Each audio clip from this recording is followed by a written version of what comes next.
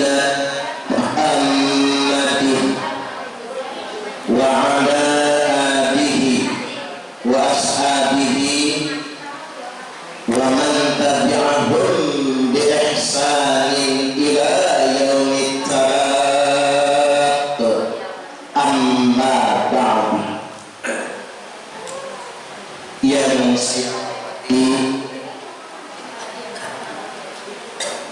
segenap pengurus Majelis Taklim Yasin Al-Falah beserta jajarannya, yang saya hormati pengurus Majelis Taklim Musholla Nurul Muayyad selaku tuan rumah sekaligus panitia peringatan Maulid Nabi, ibu-ibu jamaah Majelis Taklim Yasin Al-Falah yang merah-merah ya. Merah banget ya Bu ya, cetar membahana. Jadi bajunya putih kayak bendera ya Bu ya. Terus merah, bawah putih. Allah Akbar. Bapak Ibu rahimakumullah, tadi bersyukur dan terima kasih karena ibu-ibu sudah berpartisipasi di gerakan sedekah 1000 sehari, dan memang sudah hampir 1 tahun dikoordinir Ibu Haja Rahmawati dermawan dari Majelis Yasin Al-Falah sering transfer ke gerakan sedekah 1000 sehari. Mudah-mudahan ibu-ibu rezekinya Allah lipat gandakan. Allahumma amin. Nanti seiring dengan ceramah akan saya sampaikan apa saja yang dilakukan oleh gerakan serbu sedekah sehari 1000 ya. Baik, kita ini pengajian di masa pandemi. Pemerintah menyebutnya masa new normal. New normal itu apa? Kita boleh beraktivitas secara normal. Yang pengajian monggo pengajian, yang usaha kerja silakan bekerja, tetapi tetap menjaga kesehatan dengan protokol kesehatan. Karena bahaya Bu, kalau kita ini nggak pengajian, bahaya kalau kita cuma di rumah saja. Karena bahayanya stres. Dikasih garam kan saya? Nanti saya nyebut garam. Coba saya minta dari tadi ya udah. Jadi sekali lagi, bahaya kalau kita lockdown atau stay at home di rumah saja. Karena sebetulnya begini, al-wahmu nisbudda, rasa cemas, kepanikan dan ketakutan adalah separuh dari penyakit. Kalau kita di rumah saja muncul rasa cemas, kalau di rumah saja ada kepanikan, akhirnya ketakutan, sehat badan kita, bugar tubuh kita, tapi kalau panik, separuh penyakit sudah mendekat, potensi sakitnya tinggi sekali. Makanya di zaman pandemi new normal COVID-19 ini bikin santai saja, jangan terlalu ketakutan, damaikan hati, tenangkan pikiran, banyak berzikir. Mudah-mudahan kita dijauhkan dari wabah penyakit. Allahumma amin. Jangan terlalu paranoid. Orang bertamu nggak boleh. Jangan terlalu ketakutan. Pengajian takut, ke masjid takut, nggak perlu ketakutan. Karena penyebab penyakit itu dari sumber pikiran. Ya banyak. Ibu kalau banyak pikiran, stres, pasti penyakit datang. Ya banyak. Banyak pikiran, susah tidur, darah tinggi, kumat, asam lambung naik.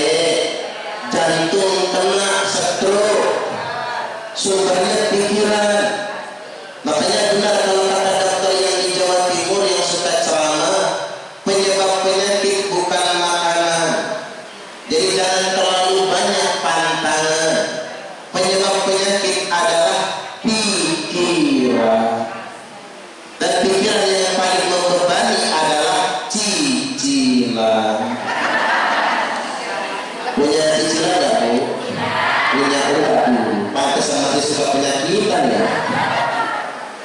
Mobil nyicil penuh parah, apalagi ketika corona. Rumah nyicil, masih ada kebutuhan pokok. Motor nyicil, TV nyicil, kursi nyicil, tempat tidur nyicil, kulkas nyicil, baju pengajian.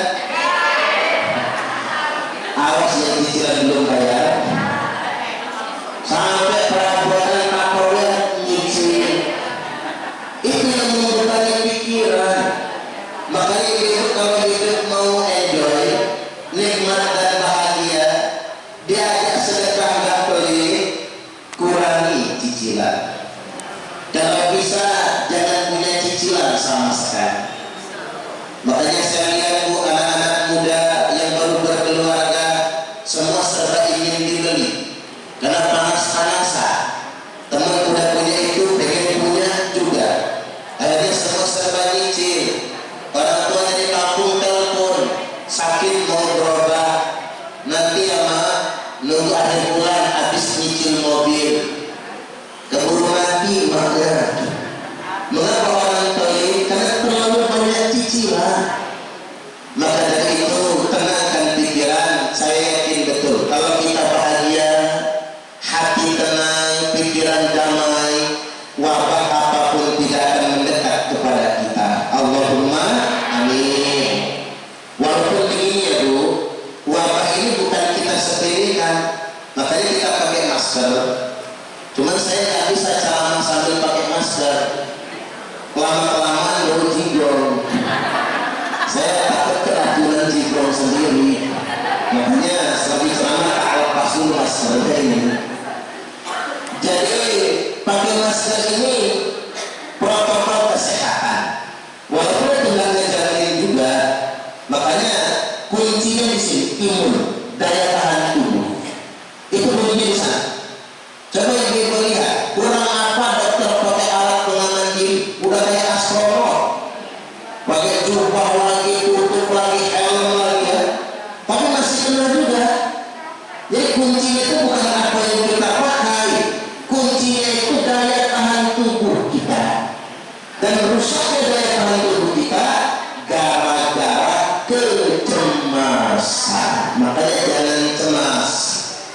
Walaupun memang mau tidak mau, corona ini membawa dampak tersendiri. Seperti yang disampaikan oleh Al-Imam Sufyan Al-Thawri, hadza zamanus sukur wa nuzulul buyur wa ridha bil quds illa antawu. Zaman ini adalah zaman yang kita mesti banyak diam. Hadza zamanus sukur, banyak-banyak diam, jangan pecicilan, jangan banyak peliharaan. Wa nuzulul buyur, betah-betah tinggal di rumah, stay in home. Wa ridha bil quds, hidup sederhana, makan yang ada itu yang dimakan, jangan berpoya-poya. Ila antamut, sampai engkau mati. Jadi sejak zaman dahulu sudah ada Bu, stay in home ini. Ini perkataan Al-Imam Sufyan Al-Thawri, ulama tabi'in 14 abad yang lalu. Jadi jangan heran kalau sekarang ada stay at home. Zaman dulu sudah ada stay at home. Ini gara-gara corona pinter bahasa Inggris semua ya. Stay at home, sekolah dari rumah, home schooling, ngajar dari rumah, home teaching, PNS kerjanya di rumah 3 bulan waktu itu, namanya home working. Yang kasihan buruh harian lepas, gara-gara corona dirumahkan tanpa digaji. Bahasa Inggrisnya home bimpa alaihum damre. Ada yang kena kayak gitu, udah kasihan. Nah ini yang mesti jadi perhatian, kepedulian kita kepada sesama. COVID-19 ini, Allah ingin menguji letak kepedulian kita dengan sesama. Karena ada di antara tetangga kita, Bu, yang hari itu dia kerja, hari itu dia dapat uang, hari itu habis dimakan. Gara-gara corona, kayak ojek ya, anak nggak sekolah, turun drastis hasil ojek online. Belum lagi buruh yang dirumahkan, nggak ada keahlian kecuali kerja di perusahaan. Umpama karyawan-karyawan supermarket itu rata-rata 70% dirumahkan tanpa digaji. Subhanallah. Ada yang mungkin lapar nggak beli beras, pagi nggak sarapan, siang keroncongan, sore kelaparan, mau minta ke tetangga udah keseringan, mau utang ke warung, utang kemarin belum dibayar, ngempet rasanya, Bu, nekan perut, nahan lapar. Maka kita mesti berbagi. Benar kalau kata Syekh Abdul Qadir Al-Jailani, sesuap nasi yang engkau masukkan ke dalam perut orang yang lapar itu lebih baik daripada membangun 1000 masjid. Kadang-kadang umat Islam lalai, berlomba-lomba mempermewah masjid. La taqumu sa'atu hatta yatabahan nasu fil masajid. Tidak terjadi hari kiamat sehingga orang-orang berlomba-lomba mempermewah masjid. Boleh bangun masjid bagus, pahalanya gede banget, tapi berhenti bermewah-mewahan. Masjid sudah bagus, jangan dibongkar pasang. Kadang sudah bagus, bongkar pasang lagi. Ada satu hal yang harus kita perhatikan, berbagi dengan sesama. Kan jelas, wa ma arsalnaka illa rahmatan lil alamin.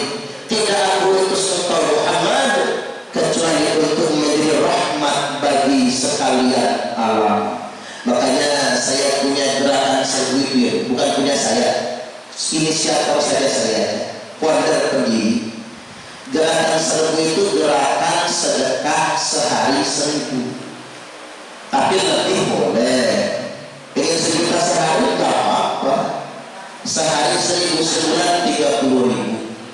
Itu, Bu, orang yang ikut tidak ditagih, tidak diminta. Atas dasar kelonggaran dan keikhlasan, kirim sendiri. Karena begini, saya dikritik orang, Ustaz, agama bukan di mimbar, agama bukan di panggung ceramah, tapi agama itu ada di tengah-tengah masyarakat yang lemah. Iya juga ya. Karena kalau agama cuma di panggung ceramah begini, habis modal ini, teriak bengak-bengok ceramah, pulang di sangon. Saya ini sama nggak ada generasi. Minimal sudah dapat tentang bola kan? Menurut saya ini ceramah, bukan dakwah yang sesungguhnya. Paling tidak kalau lupa saya WA Bu Hajar Rahmawati. Bu ada yang lupa nggak ya? Umpama guyon ya Bu. Ya kalau agama itu di panggung ceramah, udah jelas podcast, pulang ceramah di Sanoni. Walaupun saya ini di Sanoni, alhamdulillah. Kalau nggak di Sanoni, itu banget. Saya balik lagi, betul kritik itu. Agama bukan di mimbar, agama bukan di panggung ceramah, tapi agama sejatinya ada di tengah-tengah masyarakat yang lemah. Iya juga. Dakwah itu harus berhal. Apa yang kita lakukan? Jangan sampai ada orang yang lapar terabaikan. Kayak yang baru saja saya tangani ya Bu ya, suami istri buta, tunanetra, suaminya stroke sudah 3 tahun ini, berak kencing di celana, masuk rumahnya saja pesing loh Bu. Subhanallah. Saya tadi ibunya, istrinya Bu Ratinem namanya. Bu, nafkahnya kayak mana? Ngamen. Ngambilnya di mana? Di pom bensin Jalan Antasari. Pom bensin baru yang sebelah kiri ya Bu ya.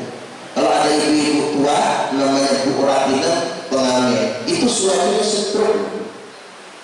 ngontrak di Tanjung Selat. Siapa yang membantu? Keluarganya tak ada yang membantu. Kontrakan tetap harus mereka bayar. Nah, saya bersyukur kita punya gerakan 1000. Walaupun 1000 kita kumpulkan jadi satu, gede akhirnya bisa nolong yang kayak gitu. Ada namanya siapa yang Hinata itu? Saya lupa nama sedikit. Itu usianya sudah 98 tahun. Anaknya 7 nggak ada yang lulus. Sudah terkena penyakit liver. Allah. Jadi sudah kurus kering. Waktu saya keluar rumahnya dia nggak bisa buka lagi karena sudah diletak di kasur. Nggak ada yang lulus. Mau naik ke jalan Baturangi itu, sampai Baturangi ada namanya Pak Marpun, lumpur berak kencing di celana. Tinggal digardu diusir anak tirinya. Nggak ada yang lulus. Hal-hal yang semacam ini. Termasuk kita tadi sebutkan ada tunanetra. Kita membina 46 keluarga tunanetra di Bandar Lampung. Anaknya yang sekolah kita sekolahkan, anaknya yang kuliah kita bayar. Makanya bulan Agustus, September, Oktober hampir 100 juta uang keluar untuk membayar sekolah dan kuliah anak-anak tunanetra dan kaum duafa binaan kita. Subhanallah, itu sejatinya Islam, rahmat bagi sekalian alam. Makanya saya doakan ibu yang sudah mendonasikan hartanya, Allah lipat gandakan pahalanya. Mudah-mudahan kita dan keluarga kita dihindarkan dari musibah yang sedemikian rupa. Baik, sekarang kita masuk ke maulid. Waktu kita terbataskan. Pada kesempatan kali ini kita memperingati maulid Nabi. Ada beberapa hal yang tidak saya sampaikan karena waktu kita terbatas, saya langsung ke akhir saja ya. Wasiat Nabi menjelang wafat meninggal dunia. Falamma jaa yaumul isnin min sahri Rabiul Awwal. Tibalah hari Senin bulan Rabiul Awwal. Jadi Nabi itu lahirnya Senin, wafatnya juga Senin. Sama tanggal 12 Rabiul Awwal. Ibu-ibu ada yang lahirnya hari Jumat? Kalau ada siap-siap ini Jumat soalnya. Jangan-jangan ibu mati sore ini. Karena begini ya Bu, biasanya umat Nabi ini dimatikan pada hari kelahirannya. Makanya ibu pintar, orang Jawa itu ada lokal-lokalan itu. Lihat lahirnya hari apa. Yang begini itu saya, lahirnya hari apa ya? Ibu saya lupa soalnya. Hari kelahiran saya itu 1 Juni. Karena bapak saya pas datang ke sekolah ditanya sama kepala sekolah, anak bapak lahirnya hari apa, tanggal berapa ya? Akhirnya karena daftarnya tanggal 1 Juni, daftar SD-nya langsung dibikin 1 Juni. Jadi nggak ketahuan Bu. Berlahirnya juga butuh beranak soalnya, nggak punya pilihan. Allahu Akbar. Jadi lihat hari lahir kita, tapi nggak semua. Ada juga lahir Minggu, mati Selasa ada. Tapi rata-rata umat ini akan dimatikan pada hari kelahirannya. Maka datang malaikat Israel, Assalamualaikum ayyuhan nabi wa ya ahla baitin nubuwah. Keselamatan atasmu wahai Nabi dan semua penghuni rumah Nabi. Bolehkah saya masuk? Keluar Fatimah. Kata Fatimah, bapak saya sakit, tidak bisa nyambut tamu. Sampean Mas pulang aja dulu, tunggu sembuh baru datang lagi ke sini. Pulang malaikat ini, karena dia nyamar manusia, nggak kelihatan malaikatnya. Bukan nunggu besok, beberapa menit datang lagi. Kata Fatimah, kan sudah tak omong tadi, bapak saya sakit, nggak bisa nyambut tamu. Pulang lagi ya, nggak lama datang lagi. Kesel Fatimah. Mendengar Fatimah kesel, Nabi dari dalam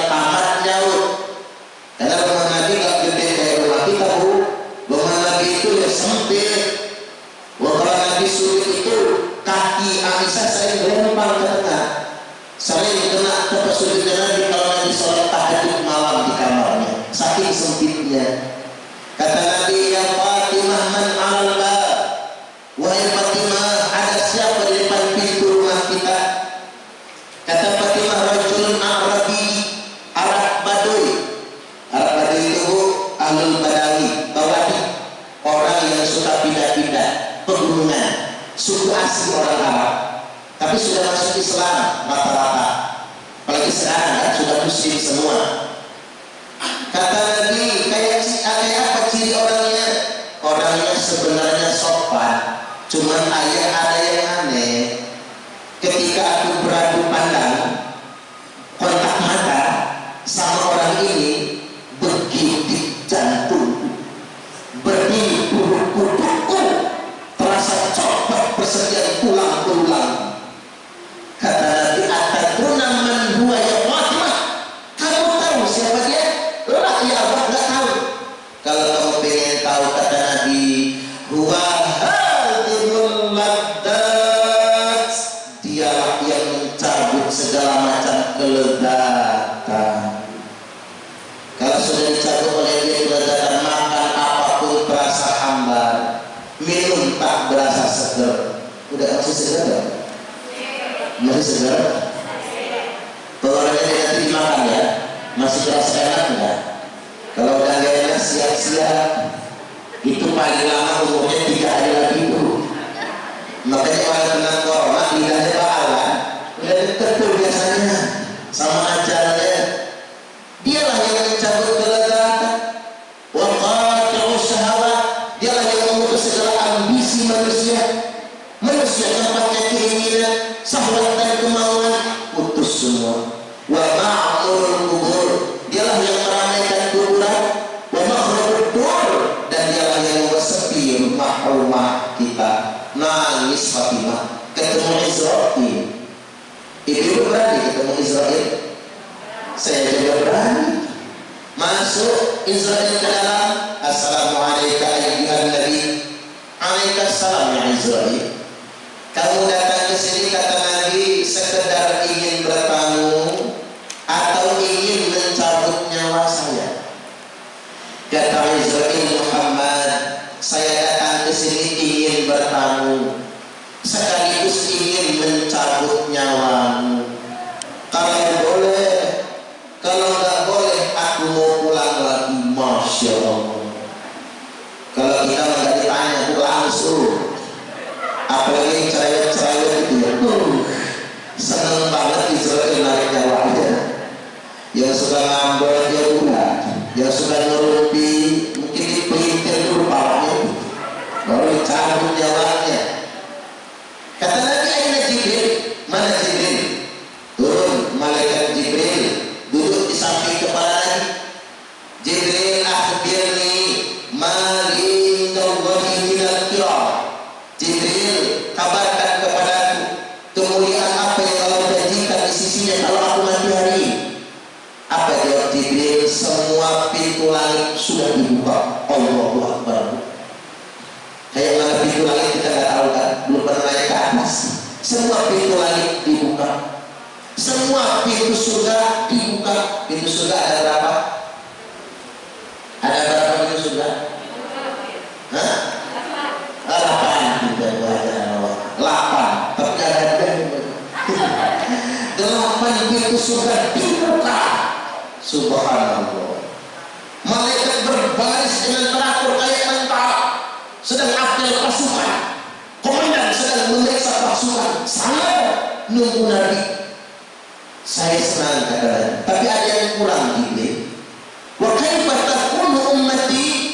Kalau aku mati hari ini, bagaimana nasib umatku? Saking sayangnya sama kita. Ibu-ibu sayangnya sama Nabi sih. Saya mah dikit jadilah ya udah. Yang penting kita bukan pembenci, kita tidak bisa sempurna, tetapi mudah-mudahan dengan maulid ini Allah tetapkan kita sayang dengan Allahumma amin. Al-mar'u ma'aman ahabba, seseorang akan bersama dengan yang dia cinta. Semoga di akhirat nanti kita di surga bersama Nabi. Allahumma amin. Di surga nanti protes ya Bu kalau nggak ditemukan sama Nabi. Ya Allah, saya pengen di surga bersama Nabi. Ngapa kata Allah?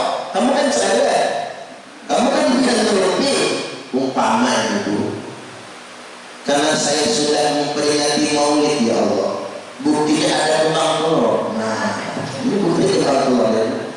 Kami melakukan itu karena kami sadar kami bukan umatnya yang sempurna. Tapi ada cara kami untuk menunjukkan cinta kepadanya. Maka dari itu ya Allah, terimalah bukti cinta kami. Walaupun kecil ada bukti Bu. Mudah-mudahan di surga nanti kita bersama. Allahumma amin amin ya rabbal alamin. Jadi balik lagi, bagaimana nasib umatku? Apa jawab Jibril? Jangan takut. Allah sudah haramkan surga ala sa'il umam hatta tadkhulha ummatuka, untuk semua umat manusia, sehingga umatmu yang masuk surga terlebih dahulu. Alhamdulillah. Kalau begitu Israel cabut nyawa saya, maka dicabut nyawa Nabi Ibu pelan-pelan dari tubuhnya, ditarik nyawa Nabi, jadi roh itu rata-rata dari ubur-ubur. Ditarik nyawa Nabi, walaupun kata ulama ada yang dari kuping, yang juga enak ya. Ada yang dari tempat yang lain dari ubur-ubur. Yang mati itu urut bawah dulu telapak kaki. Makanya kalau orang terbaring sakit telapak kakinya melengkung begini, umurnya paling lama 3 hari mati. Coba lihat telapak kaki masing-masing melengkung begini. Nabi itu nggak parah sakitnya Bu, cuma pening parah. Ibu-ibu ada yang pening parah nggak sekarang? Jangan-jangan ya, bukan kanker kayak orang-orang, bukan, cuma pening parah saja. Menjelang aja itu. Tadi nyawa Nabi sampai di lututnya, sampai di pinggangnya, sampai di udalnya. Begitu nyawa Nabi sampai di udal, beliau berucap, Jibril, ma asyadda murratul maut, bagaimana dahsyatnya sakaratul maut. Nabi mengalami itu. Lalu Nabi berucap, ya Allah, timpakan semua rasa sakit sakaratul maut kepadaku, jangan timpakan kepada umatku. Saking sayangnya sama kita. Tadi bagi nyawa Nabi beliau tidak merasakan sakit sampai di dadanya. Nah ini pesan Nabi buat kita semua. Usikum bis-sholati wa ma malakat aymanukum. Aku wasiatkan kepada kalian semua, jaga sholat. Mengapa wasiatnya sholat? Begini, syariat Islam itu banyak, belum tentu kita bisa mengamalkan semua. Ya Pak ya, nggak ada yang sempurna di antara kita kecuali Nabi ya, karena dimaksud oleh Allah. Karena kita mustahil mengamalkan semuanya, setidak-tidaknya jaga sholat. Paman kubilan sholatu kubilan sa'il amalu. Barang siapa yang diterima sholatnya, maka akan diterima semua amal yang lainnya. Wa man ruddat sholatuhu ruddat sa'il amalu. Barang siapa yang ditolak sholatnya, maka akan ditolak semua amal yang lainnya. Sholat zuhur nyepet asar, asarnya nunggu maghrib, maghribnya mentok isya, isyanya ketiduran, subuhnya kesiangan. Sholatnya sholat, tapi sholatnya diundur-undur. Pada ada hadiahnya kalau kita mau jaga sholat. Tafarruq li ibadati, lapangkanlah waktu untuk menyembahku.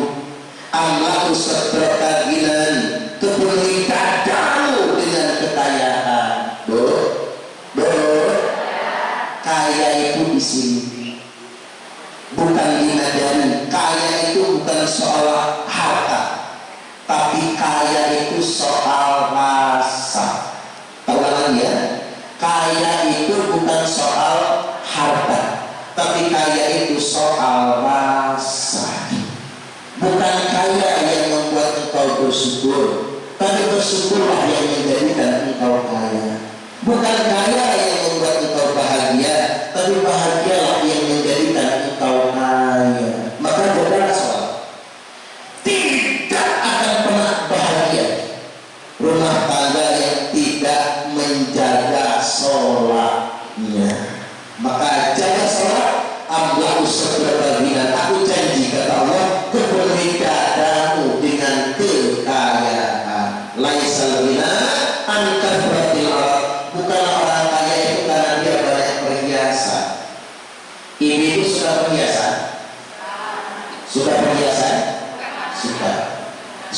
gak Bu? Ada yang gak suka emas? Ada, mas kawin lagi nggak suka ya Bu? Atau ibu-ibu yang sudah mau mati gak suka sama emas?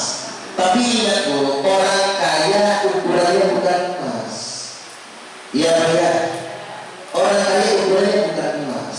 Apa orang kaya itu kalau pengajian 5 jari dipasangin cincin? Enggak, di kemarin orang ya udah 5 jari cincin semua, 10 jari malah. Apa orang kaya itu pakai gelang sampai ke situ? Wow, pengajian sambil dikipas, kuncang-kuncing, kuncang-kuncing, udah kayak ketimpangan. Apa orang kaya itu pakai kalung gede banget? Bukan juga.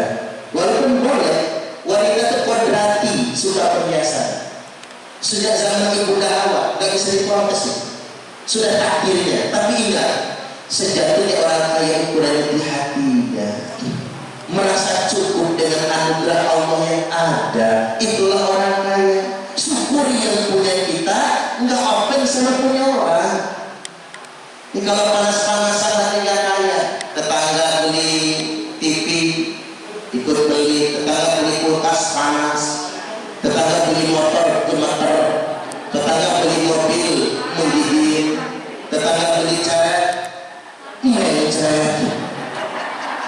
Jadi selalu sama orang itu tidak bahagia. Saya kasih lurus dari tadi ini.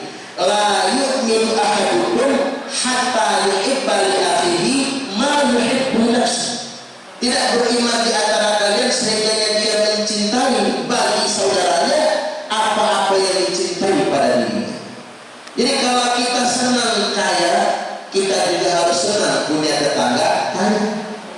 Kalau kita senang berbeli mobil, maka kita juga mestinya senang berbeli mobil. Kita agak beli mobil. Kalau kita senang dagangan kita lancar, maka kita juga mesti senang melihat dagangan tetangga lancar. Itu baru orang baik. Jangan dibalik. Tetangga dagangnya laris nih, berpun nih, berpun. Udah selesai kemana-mana. Jadi orang baik itu senang melihat orang lain senang, ikut susah melihat orang lain susah. Itu orang baik. Tapi kalau ditanya, senang melihat orang lain susah, susah melihat orang lain senang, berarti kita belum baik. Kayakan diri kita dengan cara menjaga sholat fardu 5 waktu. Insya Allah. Wa man malakat aymanukum, serta orang-orang lemah yang ada di antara kalian. Makanya doa apa? Itu yang harus kita perjuangkan. Kita lihat begini, ada ulama yang menafsirkan ini amanah. Di Indonesia ini tingkat korupsinya masih tinggi sekali. Indonesia ini negara mayoritas muslim, tapi korupsinya ranking 4 tertinggi sedunia internasional. Seandainya nggak ada korupsi ya Bu ya, APBN buat pendidikan itu 20% per tahun dari APBN. Kalau dipakaikan rupiah 400 triliun. Saya tanya, itu nolnya berapa itu? Ada nggak yang tahu? 400 triliun. Mungkin kita kalau dapat duit segitu langsung pingsan stroke mati ya. Saking banyaknya. Kayak mana naruhnya uang segitu? Kalau di rumah menggamu mana? 400 triliun itu nolnya 14. Kalau ditaruh di kalkulator nggak kuat kalkulator, error. Ibu ketik di HP juga error. Kalkulator di HP nya nggak bisa. 400 triliun setiap tahun. Kalau benar itu untuk pendidikan, sekolah gratis dari mulai PAUD sampai S1, yakin saya. Apa harus nunggu saya jadi presiden dulu kira-kira ya? Allahumma amin. Tapi gimana caranya dia jadi presiden dulu? Mungkin jalan ketua RT yang dipilih orang. Ini kemudian gaji guru, lihat segitu tuh.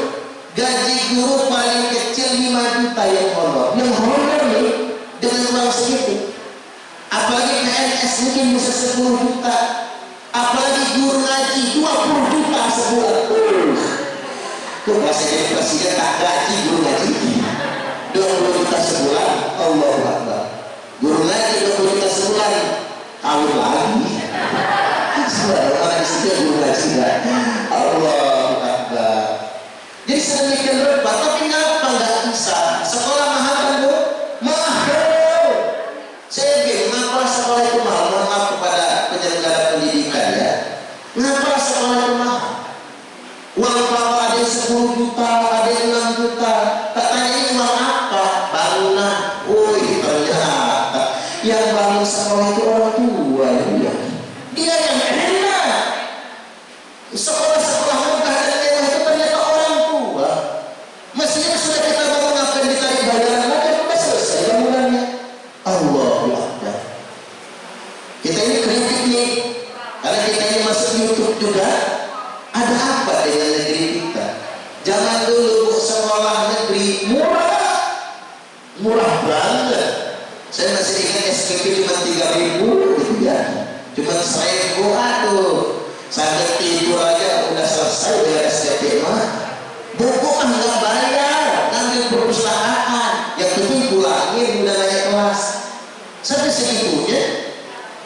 Sekarang sekolah negeri mahal. Ada yang SMK 15 juta uang pangkalnya.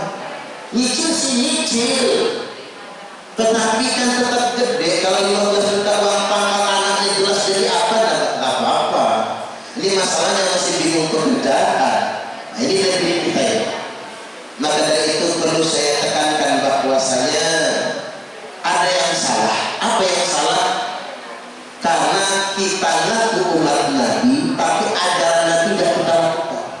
Yang nomor satu sifat Nabi kan sidik, jujur, pintar sekaligus benar. Makanya saya sering sampaikan, kalau dibanding-bandingin Bu, mending orang goblok nggak benar, masih mending daripada orang pintar nggak benar. Kalau orang goblok nggak benar, paling muri otak aman. Tapi yang takbir masjid mah pintar, tiap Jumat langsung dihitung, kantongin bawa pulang. Begitu hari Sabtu nyolong kotak amal, isinya tinggal kerinci. Siapa tukang maling? Paling baca begitu. Berangkat ke masjid bawa sendal jepit, pulangnya bawa sendal kulit. Paling banter itu kerjaan orang goblok gak benar. Tapi kalau orang pintar gak benar, hancur negara kita ini. Kerjaan orang pintar tidak benar. Makanya kita berharap betul lah politisi-politisi nggak usah lah jual-jual agama untuk kepentingan politik. Cukup kalau mereka jadi jujur, jangan korupsi. Senang banget kita, ya kira-kira. Udah senang banget. Terserah sampean partainya apa, los. Terserah. Yang penting jangan timbulin kita ini. Jangan korupsi. Karena itu semua untuk kesejahteraan rakyat pada dasarnya. Negara kita ini negara kaya. Lanjut lagi ya. Mudah-mudahan didengar sama mereka yang ya. Ada pejabat nggak sih di sini? Subhanallah. Balik lagi nyawa Nabi sampai di kerongkongan. Nabi berwasiat lagi, ittaqun nisa, ittaqun nisa, ittaqun nisa. Takutlah kalian semua akan wanita. Hati-hati dengan wanita. Jangan ngeroyok saya tapi ya. Ini wasiat Nabi. Kenapa wanita itu kadang jadi ancaman? Ada wanita itu malah jerumusin suami loh. Ada uang abang di saya, enggak ada uang abang di tendang. Kalau dompet lagi gemuk mau dipeluk. Coba kalau dapet lakinya lagi tipis, modal saja bilangnya najis, jijai bajai najong perawan. Ya kalau buat ibu-ibu yang sudah senior mah enggak. Tapi kalau yang masih junior itu, cenderung, apalagi tanggal tua, tidur aja pun nggak mau tenaga, tengkurap. Allahu Akbar, payah betul itu Bu biasanya. Mau dibalik tenaganya kuat ya. Allahu Akbar. Mudah sebetulnya, nggak perlu ditarik sih. Ambil duit merah 50 lembar, langsung. Nggak usah diperintah kalau gitu mah. Nah ini suaminya. Walaupun sebetulnya wanita itu kan paling gampang. Saya tidak mendiskreditkan kaum wanita.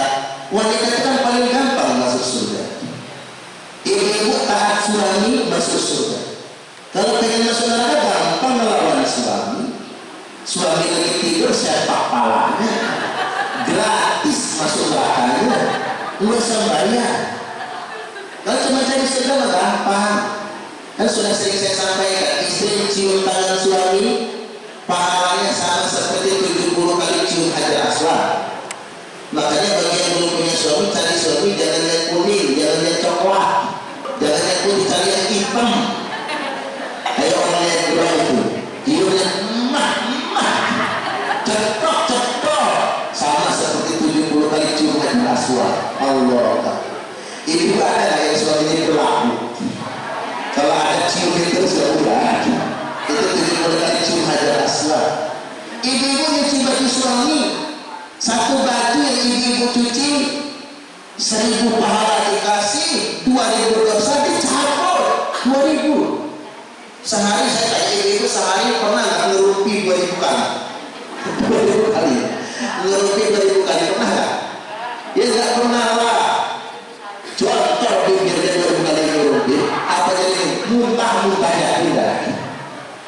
Jadi ibu 2000 dosa dicabut. Makanya kalau baju suami jangan pakai mesin cuci, jangan pakai tukang cuci sendiri. Ya bagi suami aja. Banyak kalau suami 10 ibu cuci sehari, kalau aja ada 2 ya udah 10 itu 10.000 pahala Allah kasih, 20.000 dosa Allah cabut. Allah. Makanya kalau habis bikin dosa cuci baju, nanti habis lagi dosanya. Enak perempuan itu enak. Ibu-ibu masih datang bulan rata-rata. Kalau ibu-ibu masih datang bulan, setiap datang bulan dosa-dosanya dihapuskan. Makanya wanita itu paling enak lah bu masuk surganya. Kalau ditanya cuma 4 perkara kan, idza shalat khamsaha wa shalat sahraha wa ata'at ba'laha wa ahsanat farjaha. Wanita itu ditanya 1 salat, yang kedua puasa Ramadan, yang ketiga taat suami, yang keempat untuk Allah. Karena saya mewakili malaikat nanya, ibu sholat, sudah sholat? Sholat. Ramadan puasa? Puasa. Sama suami taat? Taat. Jangan insya Allah taat. Saya tidak percaya sama insya Allah. Kalau insya Allah yang besar dipercaya. Kalau ini insya Allah betul. Taat gitu ya, taat. Kemudian auratnya ditutup. Tutup. Kalau sudah ngaji jangan dibuka aurat lagi. Sudah ngaji ke pasar pakai daster yang lektor itu, mana bulu keleknya nggak dicukur lagi, dijorok, dijahit-jahit, cengkral. Kadang-kadang begini, mengapa nggak boleh buka aurat? Ya laki-laki melihat kita jadi hilaf kan?